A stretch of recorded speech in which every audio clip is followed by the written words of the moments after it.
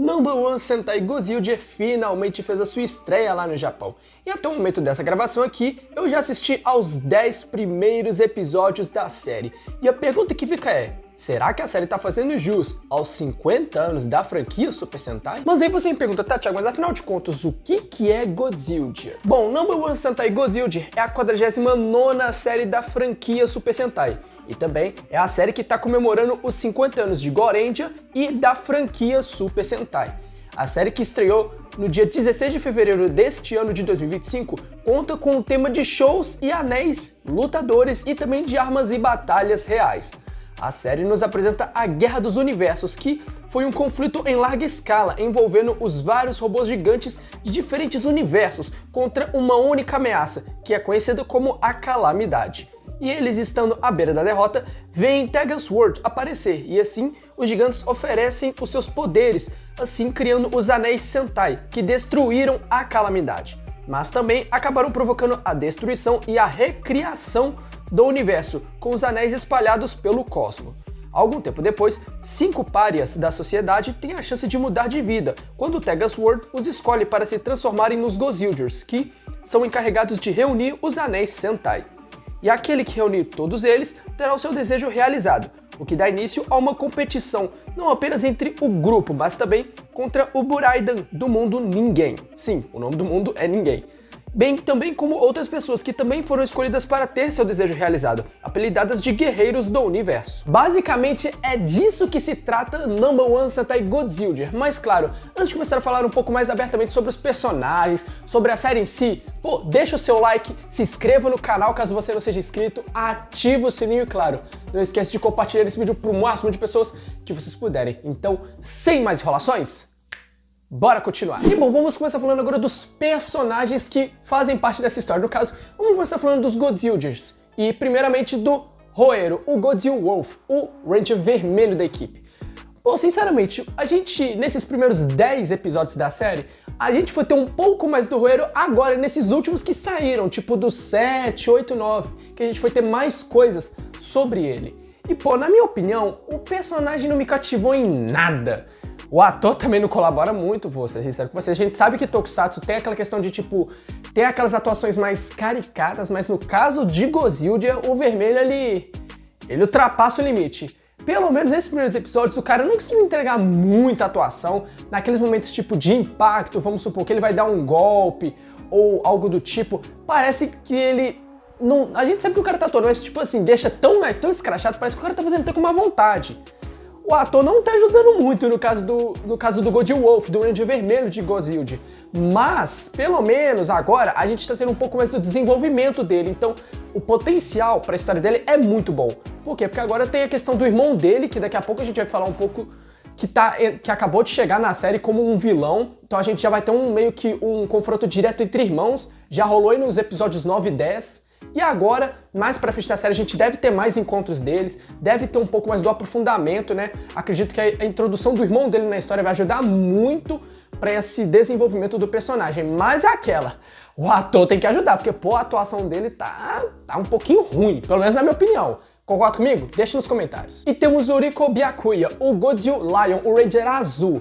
Cara, a gente, até o momento, acho que a gente teve o quê? Um episódio só focado nele, então não dá pra falar exatamente muita coisa sobre ele nesse momento. O que dá pra ver é que ele, cara, ele é um ídolo, né? Ele é um ídolo assim. Ele é uma subcelebridade, né? Que tem ali a sua popularidade, tem ali seus fãs, mas que tá atrás de um desejo que, aparentemente, lembra muito até o do... Acho que é o do Toma, do Kamen Rider Saber, que é o quê? Deixar as pessoas felizes, fazer as pessoas sorrirem e tudo mais.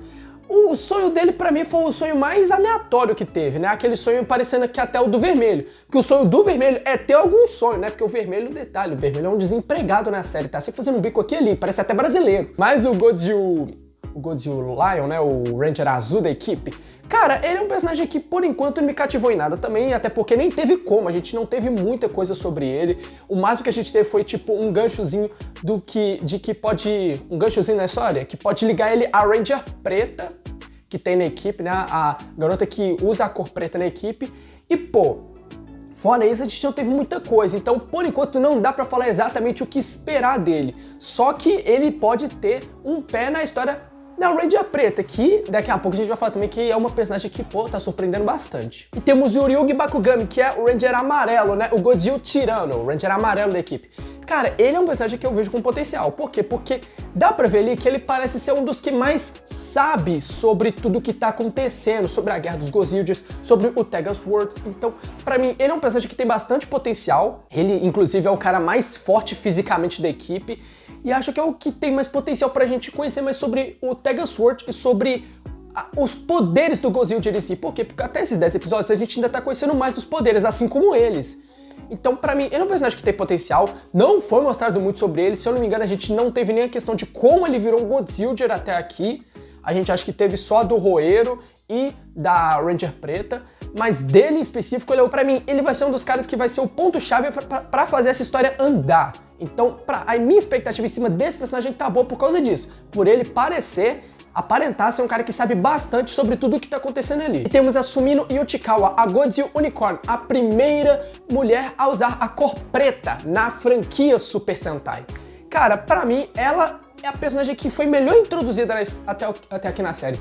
Ela foi introduzida de uma forma muito boa, o plot dela é um plot que tem muito potencial. Pra mim, ela é que tem o desejo mais normal da série até aqui, né? Todos eles têm uns desejos bem um pouco... Eu não vou dizer que fúteis, tá? Não vou dizer fúteis porque até baixo. Tem uns ali que tem uns desejos muito legais. Mas o dela é o que tá mais próximo de que alguém que tivesse passado pelo que ela passou também escolheria.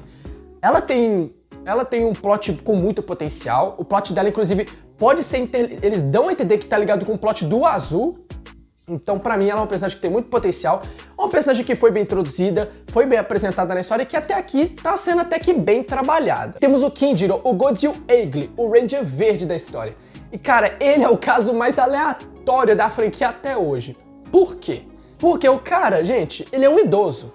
Ele é um idoso que deseja voltar a ser jovem. E, pô, ele consegue ser jovem, mas quando ele tá bem alimentado. Se ele sentir fome e ficar muito tempo sem comer, ele volta a ficar, tipo, a ficar velhinho. E, cara, isso é a coisa mais aleatória que eu já vi na franquia até hoje. Mas o desejo dele é um desejo legal. Por quê? Porque ele deseja voltar a ser jovem. E a forma como isso tá sendo bem trabalhado na série, no episódio 10 mesmo, a gente teve um episódio muito bom que meio que trata do assunto de choque de gerações, né? Que a gente sempre tá aquela questão de uma geração criticando a outra. E o episódio 10 de Gozildir, ele aborda isso muito bem, usando justamente o Kinjiro. Então, pra mim, ele é um personagem que também é outro que tem muito potencial pra ensinar quem tá assistindo e também pra agregar bastante na história. Porque por ele ser meio que o mais velho dos Gozildir, ele é aquele cara que tem a voz da experiência ali com a galera. Então, pra mim, ele é um personagem que tem bastante potencial. E agora, entrando nos vilões, a gente tem o Caçador de Anéis Garyodo, que é ninguém mais nem menos que o irmão do Roero. Ele apareceu tem poucos episódios, mas, cara, os poucos episódios que esse cara apareceu já foram muito bons. Ele conseguiu movimentar a série muito.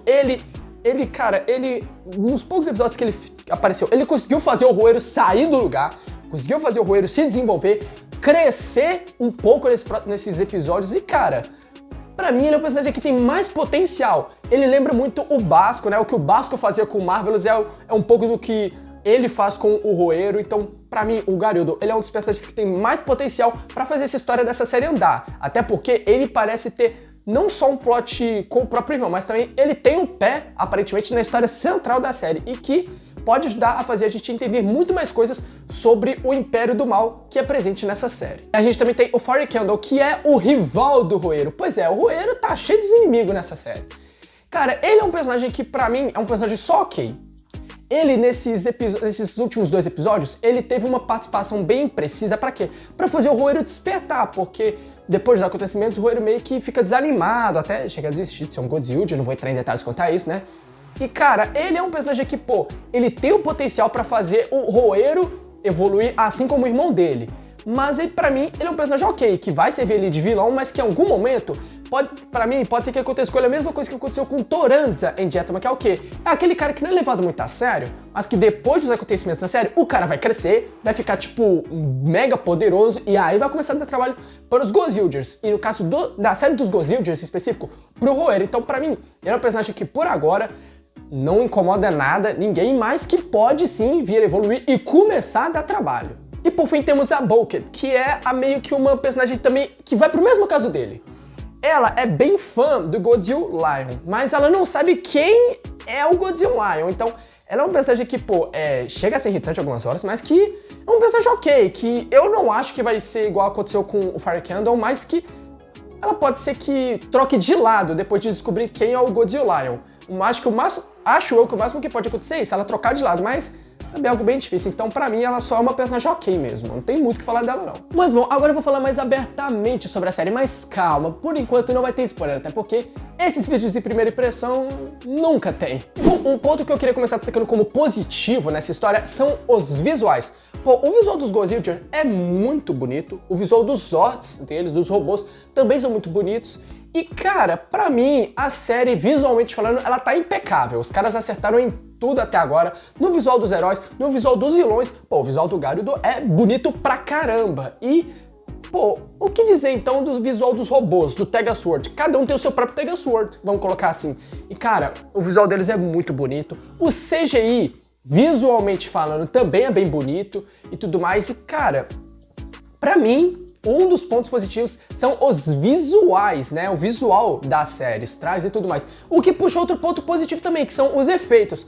A série tem CGI, como todas as outras têm, mas nessa série eu tô vendo que eles estão tentando caprichar um pouco mais, assim como fizeram em Boom Boom e tudo mais.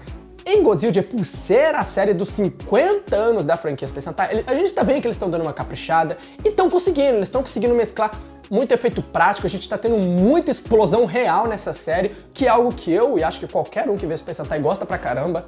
E pô, o CGI da série tá bom, pelo menos até aqui, nesses primeiros 10 episódios. E cara, o CGI dos robôs, das cenas de luta, a gente sabe que muitas cenas de luta eles acabam utilizando CGI, pelo menos até o momento daqui, tá sendo bem feito esse CGI, o CGI das batalhas também tá muito bom. Então, pô, um ponto positivo, na verdade dois, são o visual da série e os efeitos visuais. Por quê? Porque eles também estão usando muito efeito prático, a gente tá tendo muita explosão nessa série, que é algo que eu particularmente gosto bastante. O que leva a outro ponto positivo, que é o quê? As cenas de ação. Cara, as cenas de luta dessa série estão sendo muito bem feitas, as coreografias estão excelentes. Por exemplo, a gente teve aí a luta do Roero com o irmão dele. A luta dos dois é muito boa. A cena a forma como a cena funciona, como a luta toda é construída, a forma como eles mesclaram os efeitos visuais, né? O CGI com os efeitos práticos também foi muito boa. Então, cara, as cenas de luta dessa série estão muito bem feitas, os ângulos de câmera que eles estão usando também são muito bons. E, cara, pra mim, as cenas de ação estão muito boas. E não só as cenas de luta corpo a corpo, mas as cenas de luta de robô também. Por quê? Porque eles estão conseguindo mesclar, muitas vezes, o CGI com o efeito prático. E eu não falo da questão das explosões, eu falo da questão que, tipo, às vezes tá lá uma pessoa vestindo traje robô e às vezes é o CGI. E eles estão conseguindo aos poucos mesclar e deixar bem bonito, visualmente falando, pra você que tá vendo e acompanhando tudo. Então, as cenas de ação, pra mim, também são outro ponto positivo, que, pelo menos até o momento que eu tô gravando esse vídeo, que foi quando eu vi os 10 primeiros episódios da série, eles estão conseguindo acertar e muito bem. Mas aí você me pergunta, tá, Thiago, você até elogia na série, mas teve coisa que você não gostou? Bom, eu vou ser sincero com vocês aqui. Pra mim, isso é opinião minha, a história tá um pouco confusa. Por quê? Porque, cara, a gente vê que ao mesmo tempo que eles querem trabalhar a questão do enredo central com a disputa dos anéis e tudo mais, eles querem também desenvolver os personagens, querem trabalhar as homenagens para as outras equipes, né, para a franquia e tudo mais. E nessa ideia de querer trabalhar tudo isso de uma vezada só, tá ficando bagunçado. Tem hora que eles focam nos personagens, tem hora que eles focam na disputa dos anéis e tem hora que eles focam em outras coisas. E isso tá ficando meio que... a gente tá ficando perdido. Por quê? Porque, pô, acaba quando eles tentam focar em tudo de uma vez só, acaba saindo mal feito. Então, pra mim, a série dos Godzilla, ela tem ela tem potencial pra trazer uma história maravilhosa. A gente vê que, eu pelo menos achei a história muito parecida com Gokaiger, a questão do poder dos anéis, vir um império pra cima da Terra e tudo mais. Mas, cara, pra mim, ele só tem que melhorar a questão como trabalhar a história. Por quê? Porque, pô, tem como trabalhar a história e ao mesmo tempo trabalhar os personagens e as homenagens.